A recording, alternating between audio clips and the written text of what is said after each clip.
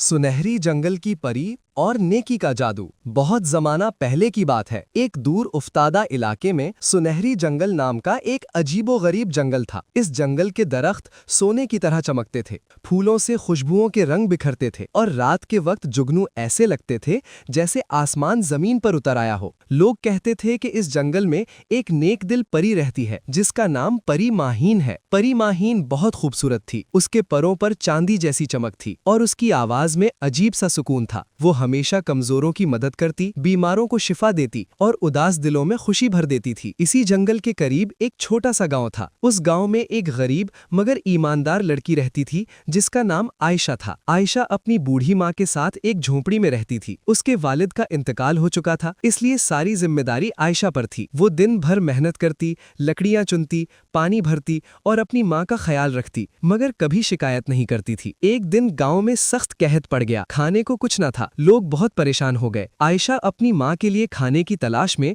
सुनहरी जंगल की तरफ रवाना हुई।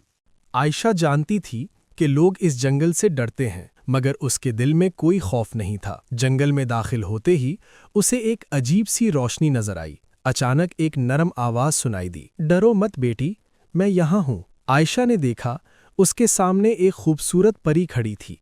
ये परी माहीन थी। परी माहीन ने मुस्कुराकर पूछा, तुम यहाँ क्यों आई हो? आयशा ने सच सच सब कुछ बता दिया, अपनी माँ, गुर्बत और कहत की कहानी सुना दी। परी माहीन आयशा की सच्चाई और हिम्मत से खुश हो गई। उसने आयशा को एक छोटा सा थैला दिया और कहा, ये थैला कभी खाली नहीं होगा, मगर इसमें से सिर्फ जरूरत के मुताबिक ही लेना। लालच करोगी तो जादू खत्म हो जाएगा। आयशा ने वादा किया और गांव वापस आ गई। उसने अपनी माँ और दूसरे भूखे लोगों की मदद की। गांव में खुशहाली वापस आने लगी, मगर एक लालची आदमी सलीम ये सब देख रहा था। लालच में आकर उसने थैला चुरा लिया और ज्यादा मांगा। अचानक थैला पत्थर बन गया। इसी लम्हे परी माहीन जाहिर हुई और कहा, लालच हमेशा नुकसान देता है। सलीम को अपनी गलती का एहसास हुआ, वो रो पड़ा। आयशा ने उसे माफ कर दिया। परी माहीन ने मुस्कुराकर कहा, माफी सबसे बड़ा जादू है। फिर परी जंगल में वापस चली गई और आयशा नेकी और मोहब्बत की मिसाल बन गई। नेकी, सच्चाई और सब्र का अंजाम हमेशा अच्छा होता है। लालच इंसान को नुकसान पहुंचाता है।